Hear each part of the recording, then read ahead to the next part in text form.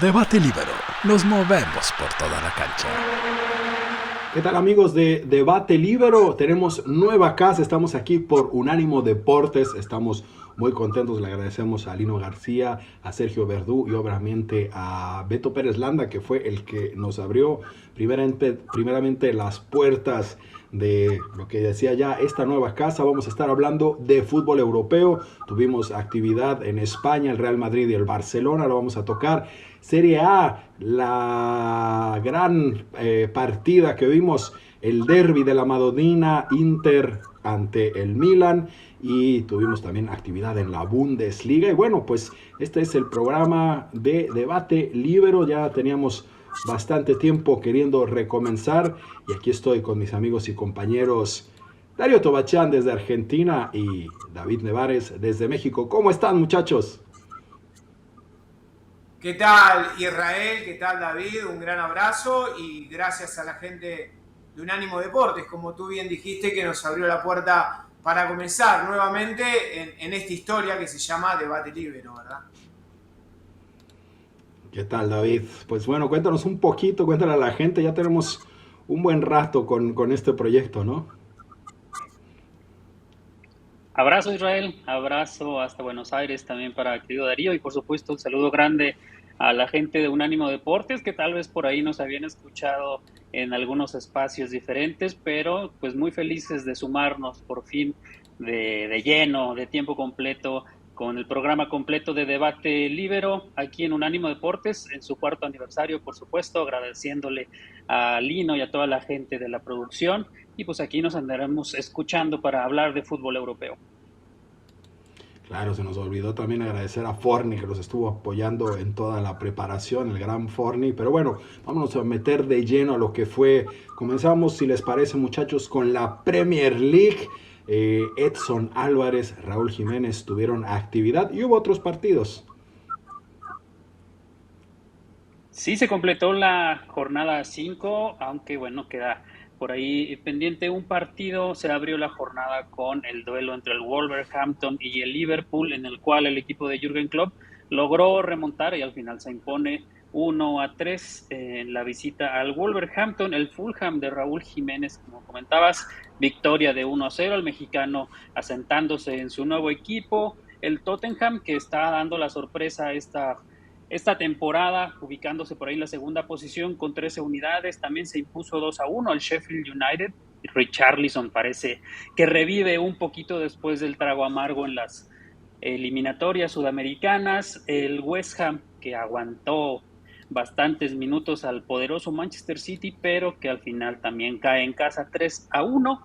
El Manchester City, que tiene uno de sus peores arranques en muchos años, ahora bajo el mando de Eric Ten Hag, cayó también en casa 1-3 ante el Brighton. Aston Villa también un 3-1 sobre Crystal Palace. El Newcastle, que también viene fuerte desde la temporada pasada, lo vamos a tener en Champions y lo vamos a comentar más adelante, se impuso 1-0 al Brentford. El Chelsea, que no da una desde que tienen nuevos dueños, desde que corrieron al alemán Thomas Tuchel. Por ahí creo que son 7 victorias desde octubre de 2022 a la fecha, y después de casi 1.000 millones de euros gastados, únicamente 7 victorias, 0-0 en la visita al Bournemouth. Y el Arsenal se impuso también como visitante 1-0 sobre el Everton, y queda pendiente por ahí el partido del Nottingham Forest y el Burnley. Oigan, muchachos, y bueno, cómo vieron ese encuentro? Raúl, que con la selección mexicana se reencontró con el gol, jugó, pensábamos que no iba a jugar porque normalmente en Inglaterra cuando hacen un viaje intercontinental pues no los ponen a jugar. Sin embargo, tanto Edson como Raúl alinearon. Y cuénteme también de Edson, que bueno, está teniendo un gran paso en la Premier League, pero el rival era complicado, ¿no?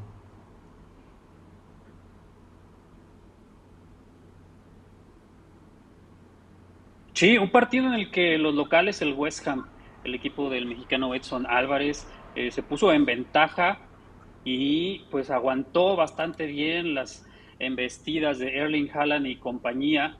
Que hay por ahí un dato interesante también sobre el delantero noruego, una estadística que le llaman de las opciones claras falladas, es el jugador que tiene más opciones claras falladas en la Premier League con 8, pero también pues va de líder de goleo con 7 tantos en tan solo 5 jornadas. Vamos a ver si logra atacar su propio récord que logró imponer la temporada anterior, su temporada de debut en el fútbol inglés, y pues también para destacar por ahí, ¿no? Luego, para nosotros que somos apasionados de la Bundesliga, para aquellos que dicen que es la liga de granjeros, el fútbol alemán, Robert Lewandowski en su primera temporada fuera del fútbol alemán, campeón de goleo en la liga. Erling Haaland en su primera temporada también fuera del fútbol alemán, campeón de goleo y con récord en la Premier League.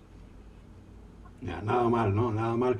Y bueno, ya que mencionabas, ¿no? El fútbol español, Darío, ¿te viste por ahí alguno de los partidos? Real Madrid, Barcelona, pues bueno, son de vuelta a los que están luchando por el título. ¿Qué nos cuentas de la península ibérica? De la península ibérica tengo para decir de que de alguna manera siempre hay que rescatar a un entrenador de la calidad humana, porque hay que hablar de la calidad humana y por supuesto de la parte táctica y estratégica. Me estoy refiriendo al italiano Don Carleto Ancelotti, un entrenador que siempre él se las arregla para subsanar los parches que la dirigencia le hace, porque se fue Cristiano, se fue Benzema, y él se la sigue arreglando con lo que tiene. José Lu hoy anotó y dio la ventaja final y el resultado para el equipo de los merengues. Estaba en desventaja, apareció Valverde. A Valverde, al uruguayo, Carlo Ancelotti le está dando otro tipo de herramientas para que sea un jugador más de determinación de jugadas. Aparece como un fantasma Israel, David. No tiene la brújula. Más acordar la época joven de Thomas Müller. ¿Se acuerdan cuando no sabíamos por dónde aparecía? Carlo Ancelotti lo conoce a Müller de épocas de Bundesliga y de su Bayern, y creo que está haciendo un poco de esta brújula con Valverde. Después tengo que rescatar la gran actuación de Antonio Rüdiger, un futbolista que entiende el juego como pocos. David Álava, que puede jugar, David Israel, las dos funciones, cumple de lateral izquierdo o como central. Esto en un fútbol tan moderno como el de hoy es determinante. Los minutos que estuvo Kroos lo hizo muy bien, es el punto referencial del equipo. Y quiero destacar por sobre todas las cosas a Tchouaméni, este nuevo Pogba que apareció en el planeta fútbol y va a ser muy importante, y lo es, tanto en el Real Madrid como en la selección de Francia, ¿no? Y caray, bueno, ahí hablando de las estrellas que tienen, bueno, varios que llegaron de la Bundesliga, y este señor Bellingham, pues estaba bien en el Dortmund. Yo creo que lo están extrañando bastante. También hubo por ahí en las semanas noticias de que había reclamos en el Dortmund de que por qué habían dejado ir a Edson a Inglaterra, que se lo tenían que haber quedado. Pero bueno, Bellingham tuvo buen partido. ¿Cómo estuvo actuando y cómo ven la competencia? ¿Vamos a tener competencia este año o se va a decantar rápido para Real Madrid o Barcelona? ¿O hay algún tercero en discordia por ahí? Hoy más discreto el Jude Bellingham, ¿no? En las jornadas anteriores había sido el héroe, literalmente, del Real Madrid, haciendo los goles, incluso para sacar los resultados. Hoy un poco más discreto, destacaría lo de Fede Valverde, como dice Darío, que también hay que decirlo, debe ser uno de los jugadores que en la actualidad le pega mejor a la pelota.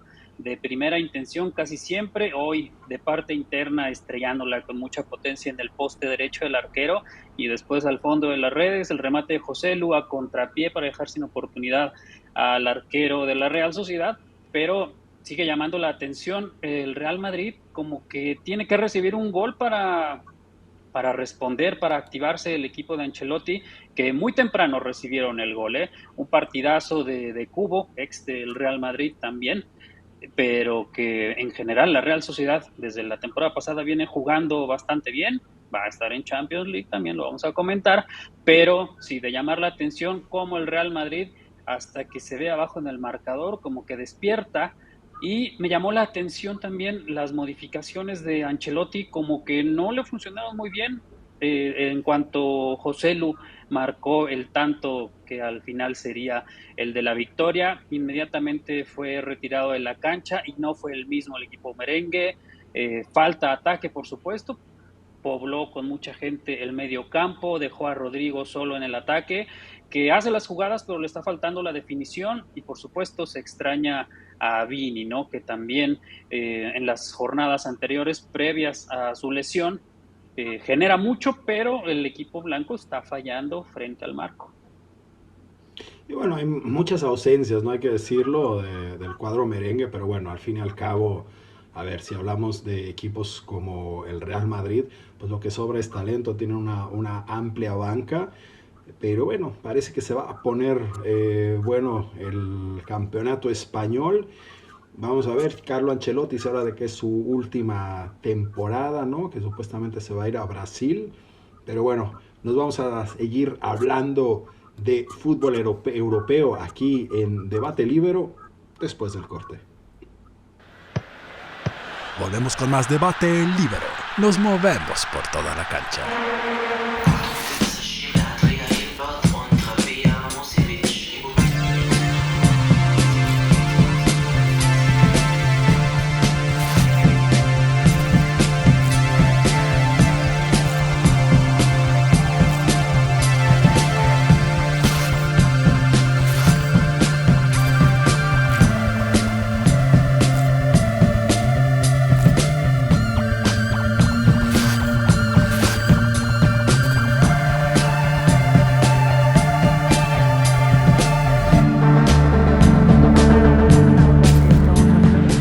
Debate Libero.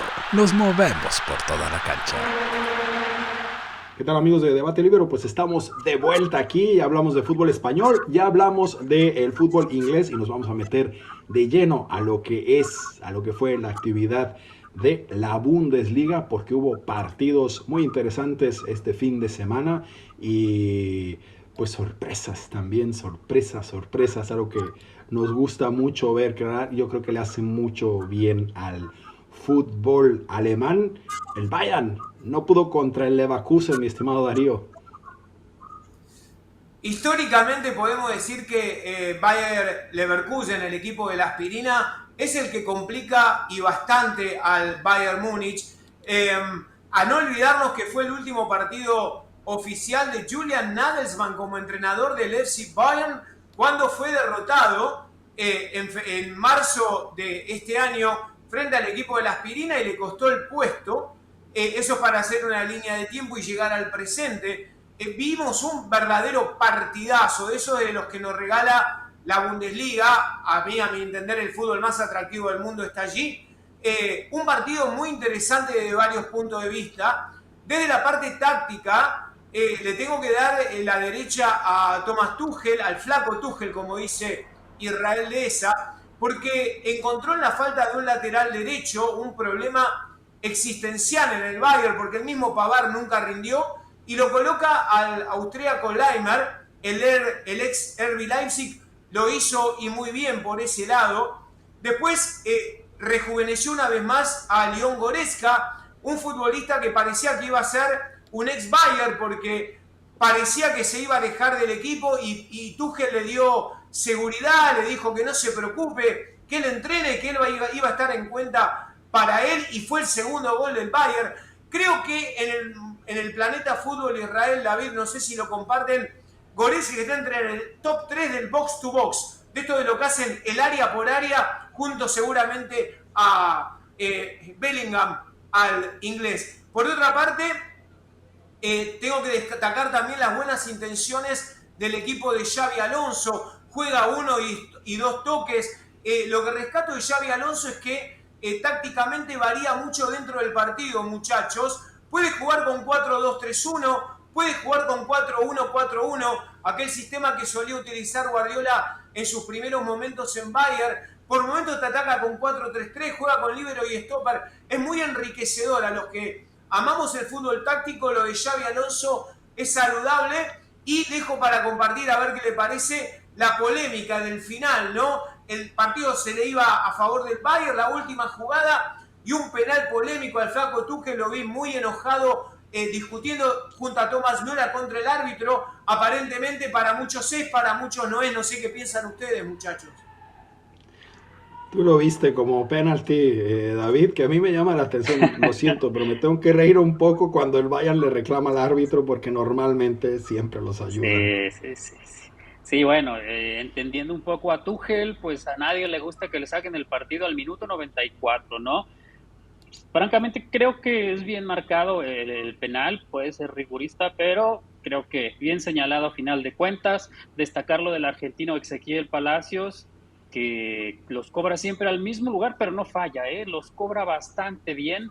En la Bundesliga todavía no ha errado penales, se ha convertido en el tirador oficial del equipo de Xavi Alonso. Destacar también la actuación de los dos arqueros, por un lado del equipo de el Leverkusen, Thomas Hradecki, que sabemos que puede ser como en aquel año, la temporada 2017-2018, cuando estuvo lesionado Manuel Neuer, que prácticamente no jugó en la temporada, recibió el premio al mejor portero de la temporada, y puede haber otras temporadas en las que se come unos goles increíbles.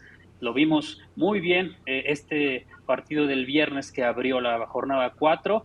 Y también Sven Ulreich creo que cumplió en general, porque el equipo de Leverkusen tuvo varias oportunidades para llevarse la victoria, incluso por ahí una al poste de Florian Wirtz, pero a pesar de que en lo global lo considero una buena actuación del arquero Ulreich, creo que en el golazo del español, en el golazo de tiro libre, el primero del Leverkusen, creo que se lanza un poquito antes, aunque hay que decirlo que la pelota hace una parábola impresionante y de pronto baja cuando parecía que se iba a escapar por sobre el poste. Y se hablaba mucho, ¿no? De que el Bayern estaba buscando un portero, que pues que buscaron por órbitas españolas, estuvieron ahí desesperados y al fin y al cabo se quedaron con Ulreich, Ortega, se habló que mucho. sí, no, y además había tenido buenas actuaciones cuando estaba lastimado Noya, pero yo no sé si le alcanza, ¿no? Si les va a alcanzar para, para Llenar mantenerlo los durante zapatos de toda la Neuer yo creo que campaña. muy poco les alcanza. Y Que por ahí además, a yo creo que pesar de la que ya volvió a los polémica, entrenamientos, estuvo en la tribuna. sí, no, y todavía le queda, ¿no? Los Ahora, recordando a la perdón, gente que, muchachos, perdón, discúlpenme, quiero hacer, a ver, acá en Debate Libre de tiempos de antaño siempre hemos elogiado a Manuel Neuer, ¿no? Sin duda ha tenido grandes momentos, como el 2014, ha subido en el 2020 y ha bajado. Pero tengo la obligación de decir lo que siento, y así como lo considero un extraordinario portero, considero su falta de profesionalismo, señores, porque Carlos Vilardo decía que los deportistas de élite no deben practicar deportes extremos. Después de hacer un mundial espantoso con Alemania, de verdad tenía ganas de festejar sus vacaciones, ¿no? Yo me hubiera encerrado en mi cuarto y no salía, después de quedar afuera en un grupo que estaba la peor España en los últimos 20 años, Costa Rica y Japón. Dicho esto, la negligencia de Neuer, porque expuso no solo su capacidad y su profesionalismo, sino un club. Tuvo que ir a buscar a Sommer, no le rindió, no estuvo en los partidos importantes con el City de Guardiola, que podría haber pasado el Bayern de haber estado Manuel Neuer, y le costó la Copa Pokal. Entonces yo esto lo tenía que decir, la falta de profesionalismo de un arquero de élite, ¿verdad? adelante Y David. hay que recordar también, Darío, esto desencadena en gran medida la gran crisis que vivió el Bayern la temporada pasada, ¿no? Porque se viene la lesión de Neuer esquiando por ahí en los Alpes, después también la problemática por Julian Nagelsmann tras el cambio de entrenador de porteros, que sabemos que era un gran amigo de Manuel Neuer, y pues muchas situaciones que se desencadenaron a partir de estas problemáticas, ¿no? Después el tema de la persona que filtraba información, los problemas de la mala dirigencia en ese entonces de Oliver Kahn y de Hasan Salihamidzic, que al final pues ya sabemos terminó en una temporada caótica para el equipo bávaro. Sí, ¿no? Y que, como bien mencionas, ¿no? Ese despido que a lo mejor se especulaba, bueno, al menos yo especulaba con que el despido viene porque Salihamidzic se dio la vuelta, dijo, ok, no tenemos a Neuer, pero esperen, es que no hay ningún arquero preparado, ¿cómo es posible? Ulreich no está dando la talla, los otros, ¿qué pasa con ellos? Y de bueno, también ya hemos hablado que le gustaba mucho el protagonismo. Vamos a hablar de Alonso, el entrenador de moda. Les voy a poner pedacito de la entrevista para que vean lo bien que habla alemán. So, es gibt keine Gründe to be praised. So, es gibt nur Zeit zu zeigen, was wir können tun. Natürlich, wir sind glücklich, wir sind zufrieden, wir haben ein gutes Gefühl. Yes, jetzt. ¿Qué tal? ¿Qué tal? ¿No?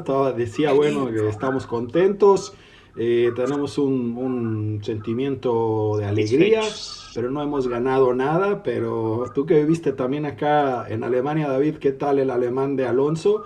Y destacando la preparación que tuvo, ¿no? Contrario a Xavi, creo que Alonso llegó despacio, se fue a entrenar a las juveniles de la Real Sociedad, donde se formó, y poco a poco ha ido subiendo. Y por ahí Quique Marín, periodista español, me decía, es que está pintadito para que en cualquier momento llegue Alonso al Real Madrid. Y con esta constelación de que probablemente Ancelotti deje el mando en esta campaña que termina para irse a Brasil, ¿qué les parece? ¿Está? Mira, yo creo que Xabi Alonso está haciendo sus primeras armas.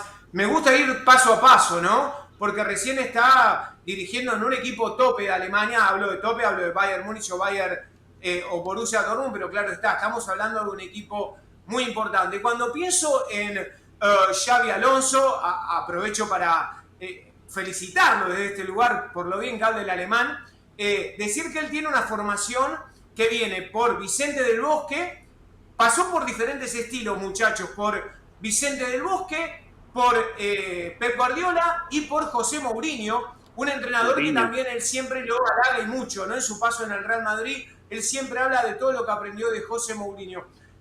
Creo que nos estamos encontrando con un entrenador, en primer lugar, que al haber jugado en Bayern Múnich conoce muy bien la Bundesliga, habla muy bien el idioma, eso habla bien de él, que culturalmente está preparado. Me gusta porque nunca se sube a ningún carro, nunca elogian demasiado a Guardiola o a Mourinho. Él interpreta que fue todo. Él dijo una vez, de Guardiola tomé lo que me gustó, pero también deseché lo que no me gustó. Me gusta esa parte de él como entrenador.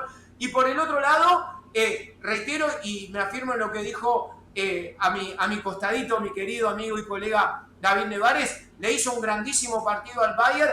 Claro, uno se queda con el hecho de que empató sobre la hora el Leverkusen, pero creo que si uno suma la de Florian Wirtz, como dijo Nevares, y otras jugadas más, ¿quién te dice que los 3 puntos podían haber sido para el equipo de la aspirina, no? Nos vamos a ir al corte y vamos a seguir hablando de fútbol europeo después del corte. Vamos a seguir hablando de fútbol alemán, muchachos. Volvemos con más debate libero. Nos movemos por toda la cancha.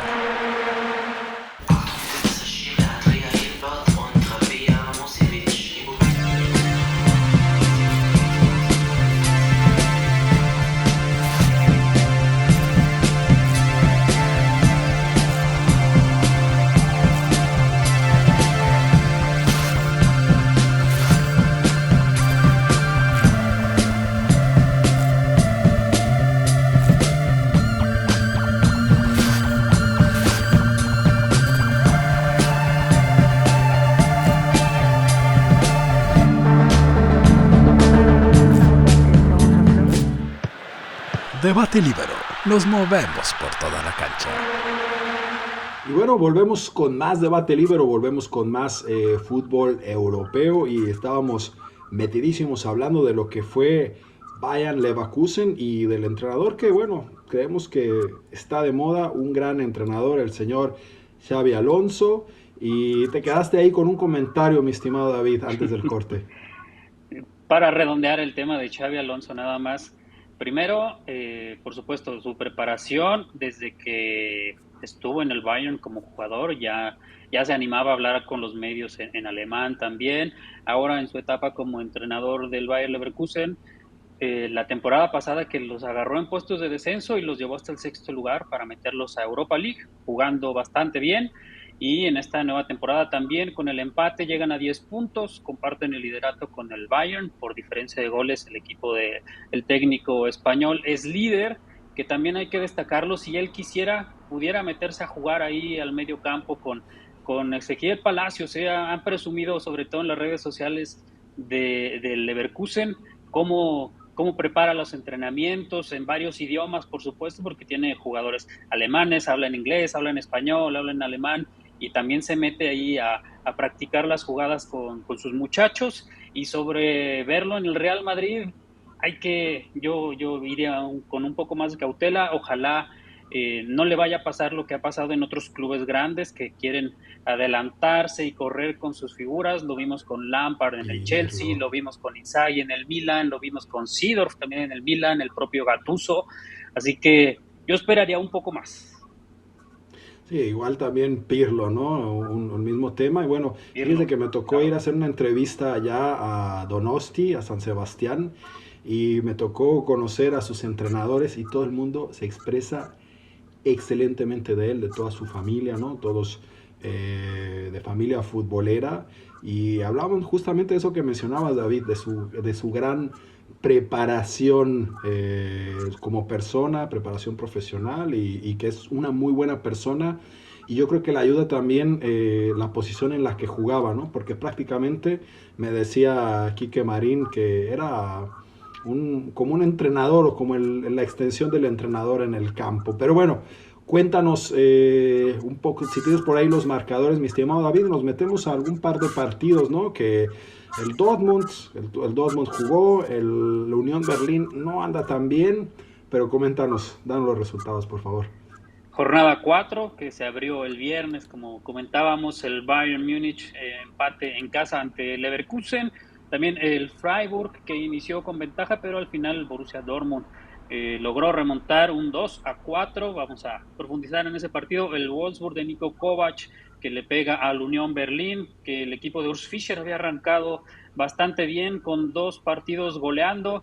Y ahora 2 derrotas consecutivas, primero ante el Leipzig, ahora en el Volkswagen Arena, después el Mainz cayó en casa también ante el Stuttgart, que tenemos ahí al goleador de la Bundesliga, sorpresivo del Stuttgart con 8 goles en 4 jornadas, hay que ponerle ojo a eso.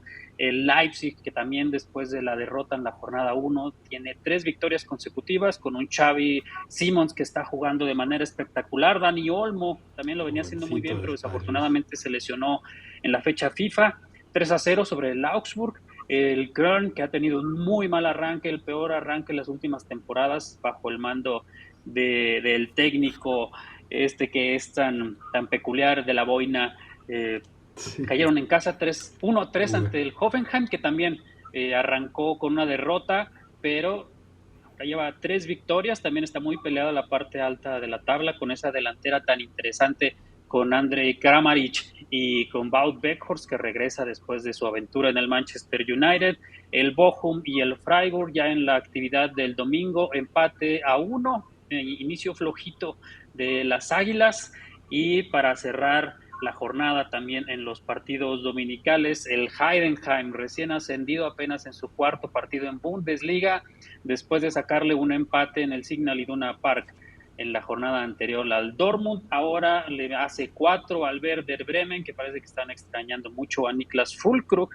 Y también el Darmstadt, que se había acomodado con un 3-0 en la primera parte, después viene una expulsión al inicio del segundo tiempo, y el Borussia Mönchengladbach, ahora dirigido por Seoane, pues logra rescatar un punto que ante las circunstancias pues no es tan malo para los locales.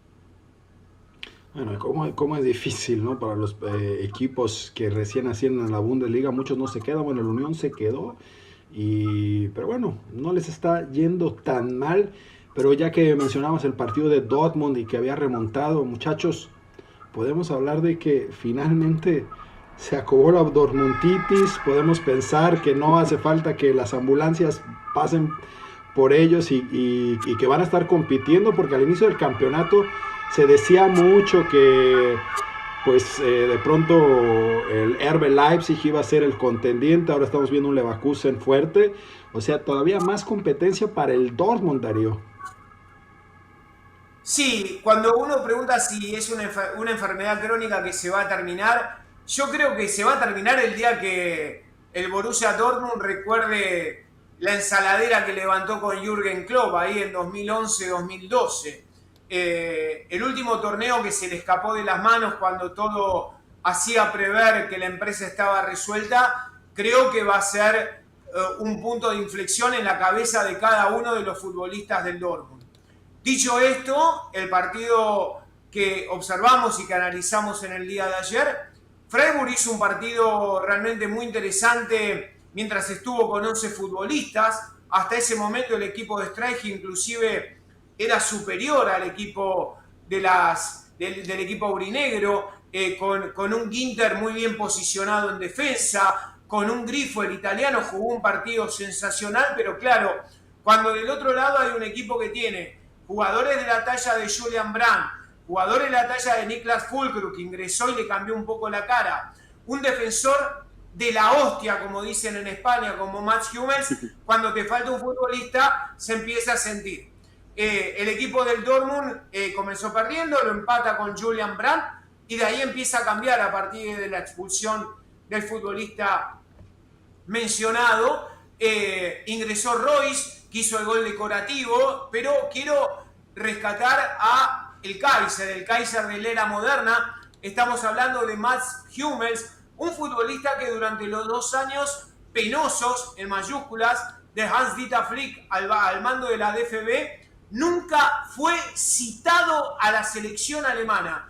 Escuchen bien, en 2 años, este futbolista que con 34 años está en la máxima de sus aptitudes, convirtió un doblete, uno con un cabezazo espléndido y otro con una falla y complicidad del portero. ¿El triunfo está bien? Dicen que los goles no se merecen, dicen que se hacen, los goles los hizo. El triunfo está bien porque lo deja a 2 puntos de los líderes, que son el Bayer Leverkusen y el Bayern München, pero por el otro lado me deja el sinsabor de que todavía al equipo de Terzic le falta encontrar el juego colectivo, le falta fluidez. Terzic no se decide si Royce va a ser titular o no. A Brandt por momentos le pone por una banda o por otra. Creo que Haller debe salir. Es un jugador que le queda enorme la casaca del Dortmund, y el 9 titular va a ser en realidad el que tiene el 14, que es Niklas Füllkrug, ¿no? Pues sí, bueno, ahí están los partidos y ya escuchamos los resultados. Si les parece, muchachos, nos pasamos destacar, perdón, Israel.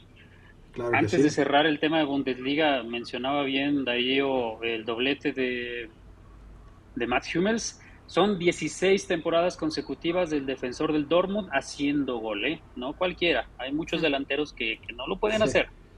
Sí. Pero bueno, sí cerramos el bloque de la Bundesliga porque hubo derbi de la Madonina, muchachos. El Inter se enfrentó ante el Milan y la ciudad capital de la moda, capital industrial de Italia, se pinta de azul. Sorpresivo para mí, lo contundente con la forma en la que aplasta el Inter al Milan, ¿no? ¿Viste el partido, sin duda, Darío? lo que hemos visto es un equipo que jugó a un ritmo y a una intensidad digno de un subcampeón europeo. No hay que olvidarse que el Inter es el actual subcampeón europeo, y si me apurase un poco te digo que merecía ganar la final ante Pep Guardiola, que hablaba del lirismo y tiraba la pelota afuera en los últimos 2 minutos porque quería ser campeón. Si no fuera Lukaku. Si no estaría Lukaku, y estaría Thuram.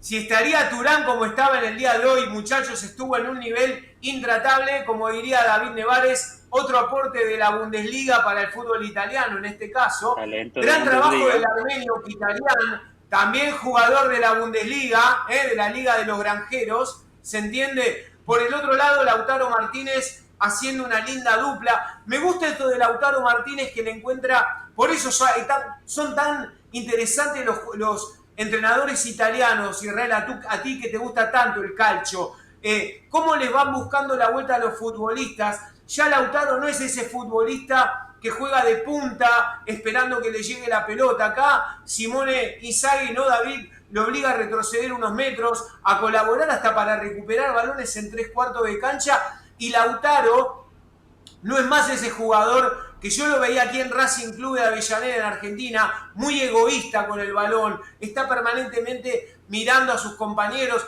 Gran trabajo del Inter, fue una goleada, fue histórico. Desde 1974 que el Inter no le hacía 5 goles al Milan, muchachos. Y así nos vamos a ir al corte. Volvemos con más debate Libero. Nos movemos por toda la cancha.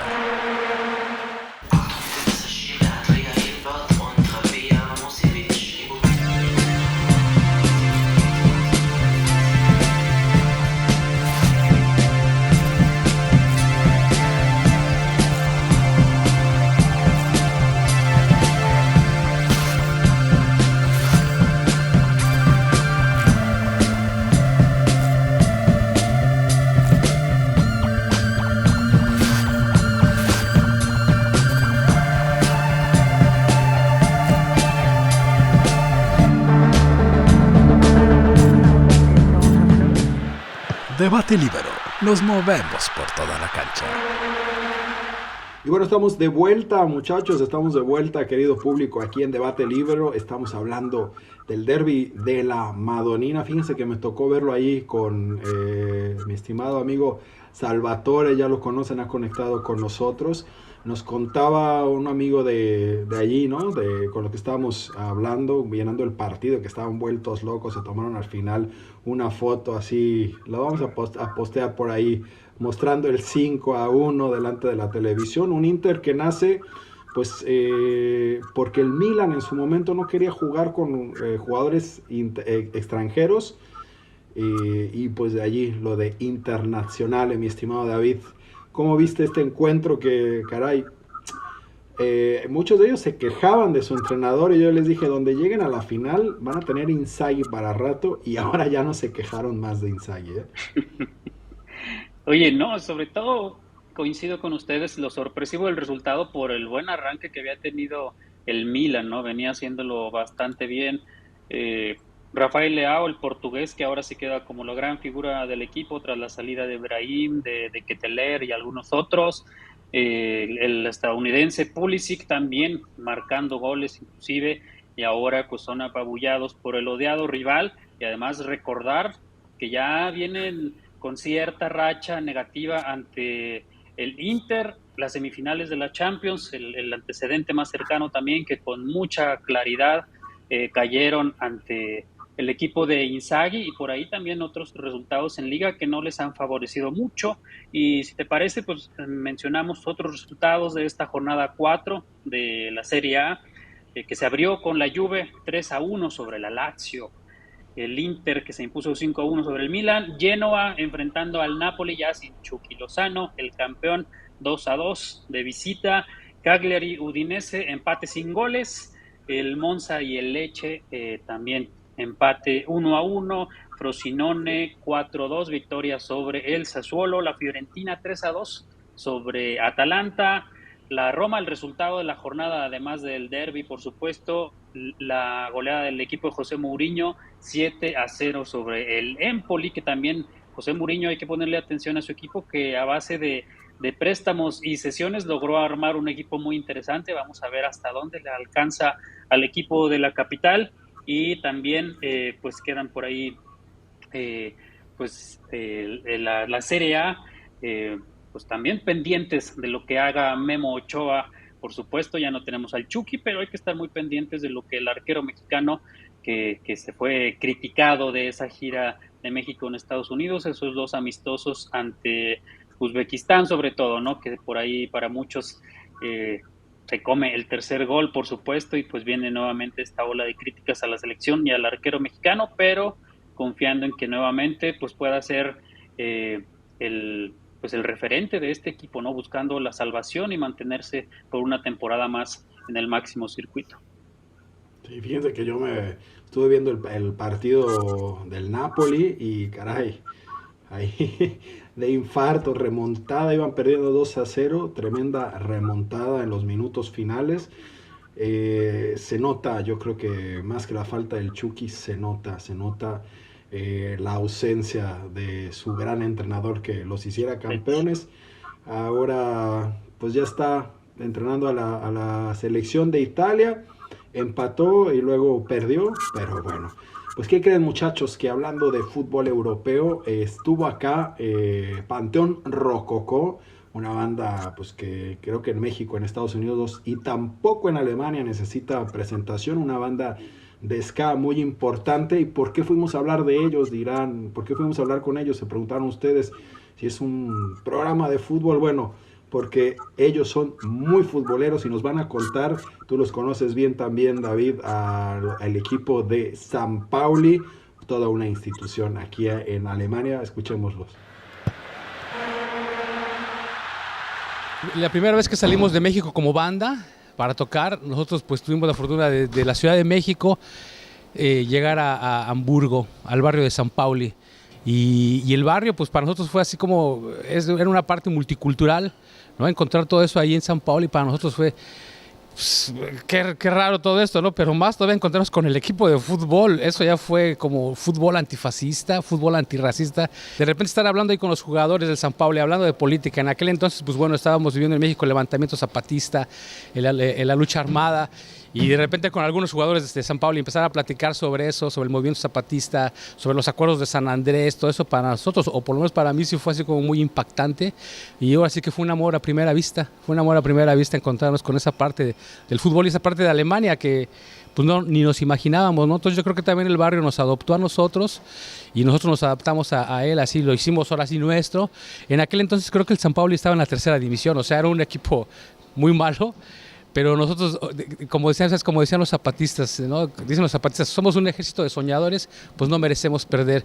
Nosotros pensamos así en San Pablo y pues sí, es un equipo de soñadores que ya son campeones, o sea, son campeones, ellos van a perder, ¿no? Claro, que cualquier equipo daría lo que fuera por vender el merch que vende San Pauli, ¿no? Y que sea conocido en todo el mundo, ¿no? Nosotros hicimos una tarea importante en Latinoamérica llevando esta parte de lo que significaba el San Pauli, no nada más en la vestimenta, no nada más en la estética, sino en la filosofía, como comenta Tanis, ¿no? Esta parte que nos impactó a nosotros mucho de cómo un equipo de fútbol que se interesa por la comunidad, que se interesa por lo que pasa a nivel social político, ¿no? ¿Cómo es posible? Porque pues yo le voy a los Pumas y los Pumas ni en bronca, ni ningún equipo de la primera división de México se preocuparía o se preocupa realmente por su hinchado, por el barrio, por darle identidad a la comunidad, ¿no? Si bien crea un cierto tipo de pertenencia, pero no hay una identidad con la comunidad. Y a mí lo que me impactó la primera vez que visitamos el estadio del Millington fue ver que tienen un estudio de grabación para que los chicos, y escuela de música, para que los chicos de la comunidad vayan y estudien música ahí, que hay una parte del estadio donde van todos los kinder, todos los niños, como una hinchada de niños, ¿no? Y sobre todo, pues creo que también mucho lo que comenta Tani, ¿no? La filosofía, que yo creo que es bien importante, esta parte de también impartirle a los aficionados esta premisa de no racismo, de no fascismo. Es algo que pues en México no se hablaba, no se conocía la lucha antifascista como tal, pero a la hora de enfrentarnos acá como a este tema, nos dimos cuenta que en México existe mucho racismo, que existe mucho fascismo, que existe mucho clasismo. Y creo que entonces decidimos tomar la bandera del San Pauli y envolvernos también en ella, y creo que ha sido algo que en experiencia nos llevó a tocar en los 100 años del equipo, ¿no? Cuando cumplió un siglo de vida el equipo, nos invitaron a cerrar el festival que se hizo en Millington Stadium, y para nosotros fue algo impactante, para los alemanes también, ¿no? De repente la gente en Hamburgo decía, ¿cómo es posible que una banda mexicana está cerrando el festival cantando Das Herz von St. Pauli, ¿no? Entonces, creo que esta parte nos lo llevamos mucho a México, y ahora es bien bonito ver de repente en los conciertos un montón de banderas de San Pauli, un montón de parafernalia del equipo. Pues ya lo decía Galeano también, ¿no? El fútbol en una circunstancia también es un eslabón fundamental dentro de las sociedades, ¿no? Y creo que es cuando nosotros encontramos este equipo y esta parte de poder conjuntar todo un gusto social por un deporte que es tan masivo, y de repente implementarle también una idea y sembrar una semilla filosófica ahí, ¿no? Que tenga que ver justamente con una identificación a lo que no quieres dentro de tu entorno, y eso llevarlo a México cuando fueron a jugar allá con los zapatistas, para nosotros era como un logro, era como algo que tenía que suceder. Qué maravilloso sería que los Pumas hicieran algo así. ¿Cómo ven, muchachos? Bueno, tremendo, ¿no? Super futboleros. Vamos a tener la entrevista completita, para que puedan gozar de ella en las redes sociales. Pero bueno, antes que se nos acabe el tiempo, tenemos todavía 2 minutos para ustedes. Se nos viene la Champions. Es el partido de la jornada. Paris Saint-Germain ante Dortmund. ¿Y qué pronóstico darían? El mío es que Paris Saint-Germain ya no tiene a Messi, Paris Saint-Germain ya no tiene a Neymar, que eran nombres pero que en realidad no trascendieron. Se desprendió del único entrenador que lo llevó a una final, que es el flaco Tuchel, como dice mi querido Israel Deza, no lo valorizaron y Tuchel le levantó la orejona con el Chelsea. Si el Dortmund se hace cargo de los jugadores que tiene, si el Dortmund se hace cargo que tiene futbolistas para poder intentar escribir una historia, puede dar el batacazo en Francia. ¿Tú cómo lo ves, mi estimado David? Yo veo, es llamativo por lo que han hecho en temporadas anteriores, por supuesto, pero veo 2 proyectos con mucha incertidumbre, 2 equipos con muchas dudas, y la verdad, para mí, el partido principal de esta jornada 1 es el Bayern contra el Manchester United, vamos a recordar, por supuesto, aquella final de 1999 en el Camp Nou, la remontada histórica con goles de Teddy Sheringham y de Solskjaer. No me lo digas. Yo le pondría mucho ojo, no por el aspecto futbolístico, sino por la emotividad que esto envuelve. El debut del Unión Berlín en la Champions League, y no podía ser de mejor manera que en el nuevo Santiago Bernabéu ante el gran rey de Europa, el Real Madrid.